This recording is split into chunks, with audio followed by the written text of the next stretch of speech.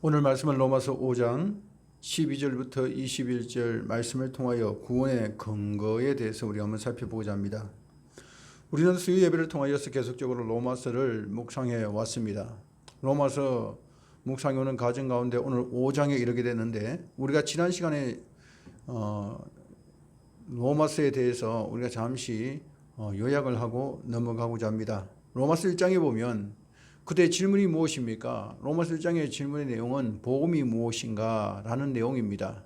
그것에 대한 대답을 1장 16절에 사도 바울이 하는데, 내가 복음을 부끄러워하지 아니하노니 이 복음은 모든 믿는 자에게 구원을 주시는 하나님의 능력이 됨이라. 첫째는 유대인에게요, 그리고 헬라인에게로다 라고 말씀하고 있습니다.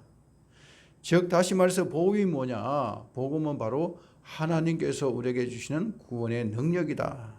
하나님의 능력이다. 그것을 말씀해 주고 있는 것이죠. 2장에 넘어와 보면, 그러면 하나님의 백성은 과연 누구인가? 라고 질문을 하게 됩니다. 왜 이런 질문을 했냐면은 유대인들은 하나님의 택한 백성이라는 선민의식이 매우 강했기 때문에 그렇습니다. 그러한 하나님의 백성은 누구인가에 대한 질문의 답을 사도 바울이 하고 있는데, 로마서 2장 11절에 보니까 이는 하나님께서 외모로 사람을 취하지 아니했다라고 말씀하고 있습니다. 이 말은 다시 말해서 유대인이나 헬라인이나 이방인이나 다 하나님 보시기에 다 공평하게 그렇게 바라보고 계신다는 것이죠. 대우하신다는 것입니다. 그러니 유대인 입장에서는 선민의식에 취해 있었기 때문에, 아니 유대인이나 이방인이나 다 동일하게 하나님께서 보신다고 한다면 그럼 유대인의 나음이 무엇이냐라고 질문하게 되는데, 그 질문의 내용이 이제 3장에 넘어와 보면 그러한 질문을 하게 되는 것이죠.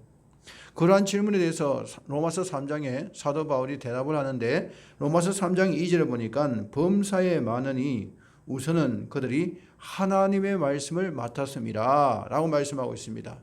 다시 말해서 유대인들의 나음이 무엇입니까? 유대인들은 이방인들이, 헬라인들이 받지 못한 하나님의 말씀을 받았다는 것이죠. 여기서 하나님의 말씀이 무엇입니까? 바로 하나님의 율법을 말씀하고 있습니다. 율법은 이스라엘 백성들이 받은 것이요, 모세가 시내산에서 받은 것이 바로 율법인 것입니다. 그 율법을 유대인들이 받았다. 그런데 문제는 무엇입니까? 율법을 유대인들이 받음으로 인하여서 하나님 앞에 어떤 특권을 가졌다 할지라도 그 율법이 그들을 구원해 주지는 못한다는 것입니다. 율법의 기능은 무엇입니까? 죄를 지적하는 거예요. 율법은 사람이 죄인이라는 것을 깨닫게 하는 것입니다. 그 이상의 답이 없어요. 그 죄를 어떻게 용서받고 어떻게 구원을 받을 것이며 어떻게 하나님의 의를 갖게 될 것인가에 대해서 한 답을 율법은 주지 못한다는 것입니다. 그러므로 유대인들은 하나님 앞에서 하나님의 말씀인 율법을 받았지만, 그러나 그 받은 율법이 그를 의롭게 하거나 구원시키지 못한다. 이 말씀을 할 때에 이제 유대인들 속에서는 이방인이나 유대인이나 다 이렇게 죄 아래에 있다고 한다면 우리가 어떻게 구원을 받을 수 있으며 우리가 어떻게 하나님의 의를 갖게 되는가 라고 질문하게 됩니다. 그것에 대하여서 사도 바울은 로마서 3장 21절에 이제는 율법 외에 하나님의 한 의가 나타나서니 율법과 선지자들에게 증거를 받은 것이라 곧 예수 그리스도를 믿음으로 말미암아 모든 믿는 자에게 미치는 하나님의 의인이 차별이 없느니라 라고 말씀하십니다. 다시 말해서 유대인들이 율법을 특권으로 받았지만, 그러나 그들은 그 율법이 하나님의 의를 이루지는 못한다. 그 하나님의 의를 이루는 한 선물을 우리에게 주셨는데 그것이 누군가? 바로 예수님이다. 그러므로 예수 그리스도를 믿음으로 말미암아 모든 믿는 자에게 미치는 하나님의 의다라고 말씀하고 있습니다. 우리는 지금 하나님의 의 구원을 선물로 받았습니다. 누구를 통해서 받았습니까? 예수 그리스도로 말미암아. 이 사실을 모르거나 인정하지 않는 사람들은 지금도 종교가들이나 철학자들이나 고행을 통해서 또 어떤 특별한 깨달음을 통해서 그 하나님의 의에 이르고자 하나 결국은 도달하지 못하고 지금도 많은 사람들이 그 길을 찾고 헤매고 있는 것을 봅니다. 이처럼 하나님의 의는 우리의 행위나 또 우리에게 주어진 어떤 특권에 의해서 받는 것이 아니라 하나님께서 우리에게 주신 선물이다. 그 하나님의 선물의 내용이 바로 예수 그리스도라는 것입니다. 그러므로 누구든지 하나님의 약속을 믿고 예수님을 영접한 사람들은 다 하나님의 의를 덧입어서 구원의 백성이 된다. 그 대표적인 예를 로마서 4장에서 아브라함의 예를 들어서 설명하고 있습니다. 아브라함은 갈대아 우르에서 조상 대대로 우상을 만들고 우상을 섬기는 일을 하면서 살아왔던 평범한 사람입니다.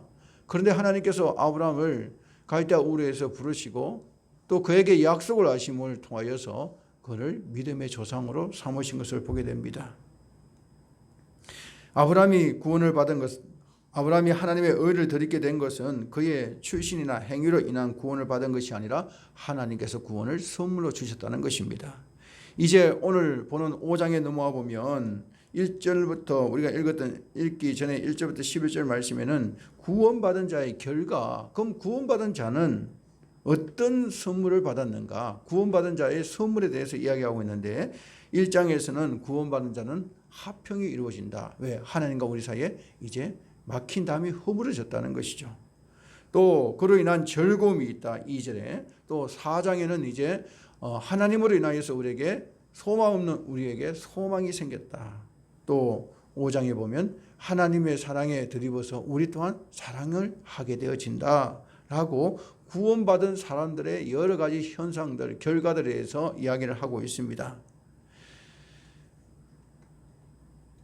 이러한 구원에 관하여서 또 한 부류의 질문이 나올 수 있습니다. 그것은 무엇입니까? 하나님은 왜 우리들만, 저와 여러분만 구원해 주셨는가에 대한 질문입니다.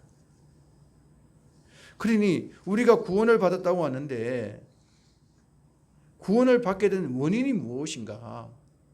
구원을 받게 되는 원인, 그 근거가 무엇인가? 그래서 오늘 저와 여러분이 누리게 되는 이 구원을 받게 된 근거가 무엇인가를 우리가 한번 말씀을 통하여서 깨달음을 통하여 우리의 구원의 확신이 더욱더 강건하고 어떤 것에도 흔들리지 않기를 소망합니다. 적어도 오늘 본문을 통해서 바울은 우리의 구원의 근거를 두 가지를 제시하고 있습니다. 그 첫 번째는 뭐냐면은 저와 여러분이 받은 구원은 예수 그리스도의 은혜 때문이라는 것입니다. 그리스도의 은혜를 강조하면서 바울 사도는 아담의 범죄 사실을 먼저 우리에게 증언합니다. 그리고 예수 그리스도의 은혜와 대조를 시키고 있습니다. 오늘 본문을 읽어보시면 제일 많이 나오는 단어가 한 사람이라는 단어입니다. 그래서 한 사람 아담과 한 사람 예수 그리스도를 서로 대조하고 있습니다. 우리의 이전의 모습은 어땠습니까? 우리 조상 아담 한 사람의 죄가 오고는 모든 세대 가운데서 영향을 미쳐서 모든 세대가 원죄를 가지고 이 땅에 태어났습니다. 그리고 그 원죄로 인하여서 종국에는 멸망을 할 수밖에 없는 것이죠. 그래서 로마서 5장 12절에 보면 그러므로 한 사람으로 말미암아 죄가 세상에 들어오고 죄로 말미암아 사망이 들어왔나니 이와 같이 모든 사람이 죄를 지었으므로 사망이 모든 사람에게 이르렀느니라. 아멘. 어찌 보면 이 말씀은 우리에게 억울할 수 있습니다. 왜냐하면 내가 죄를 범한 게 아니라 아담이 죄를 범하였는데 그 아담의 죄가 오고는 모든 인류 가운데서 그대로 유전되어 온다는 것이죠. 우리는 이것을 대표성의 원리라고 말합니다. 아담 한 사람의 그 행동은 아담 개인의 일이 아니라 모든 인류를 대표한 행동이었기 때문에 그렇습니다. 그러면 이런 죄와 사망의 문제에 대한 하나님의 처방은 무엇인가? 오늘 15절 말씀을 보니까 그러나 이 언사는 그 범죄와 같지 아니하니 곧 한 사람의 범죄로 인하여 많은 사람이 죽었은즉 더욱 하나님의 은혜와 또한 한 사람 예수 그리스도의 은혜로 말미암은 선물은 많은 사람들에게 넘쳤느니라. 한 사람 첫 아담으로 인하여서 우리는 죄인이 되어졌지만 이제는 둘째 아담인 예수님을 통하여서 은혜로 말미암은 선물을 우리에게 우리가 받았다는 것입니다. 그 선물 내용을 보니까 17절에 의의 선물, 18절에는 생명, 21절에는 영생 이렇게 말씀하고 있습니다. 이것을 모두 다 종합해 보면 예수 그리스도로 인하여서 우리가 받은 선물이 뭐냐? 죄 대신에 의를 받았고 사망 대신에 심판을 받았고 또한 사망 대신에 생명을 받았고 또 심판 대신에 영원한 생명의 은혜를 우리가 받았다는 것입니다. 하나님께서 우리에게 왜 구원을 주셨는가? 그 근거는 무엇인가? 아무리 생각해도 하나님께서 우리에게 주신 그 구원의 근거는 결국은 하나님의 은혜다라고밖에 말할 수 없는 것입니다. 은혜란 무엇입니까? 은혜라는 것은 받을 자격이 없음에도 불구하고 하나님께서 일방적으로 우리에게 베풀으신 하나님의 호의를 우리는 은혜라고 하는 것입니다. 저와 여러분은 하나님의 은혜로 구원받은 사람들인 줄로 믿습니다. 그러므로 우리는 늘 그 하나님의 은혜에 감사하며 살아가야 됩니다. 우리의 구원의 근거 두 번째는 무엇입니까? 그것은 구원의 놀라우신 축복은 예수 그리스도의 순종에 근거하고 있다는 것입니다. 바울 사도는 우리를 구원하시기 위해서 예수님께서 어떤 순종을 하셨는가를 오늘 본문의 19절에서 설명하고 있습니다. 그 예수 그리스도의 순종을 아담의 불순종과 비교해서 우리에게 말씀해 주고 있는 것이죠. 19절 내용 이렇습니다. 한 사람이 순종하지 아니함으로 많은 사람이 죄인이 된 것 같이 한 사람이 순종하심으로 많은 사람이 의인이 되리라.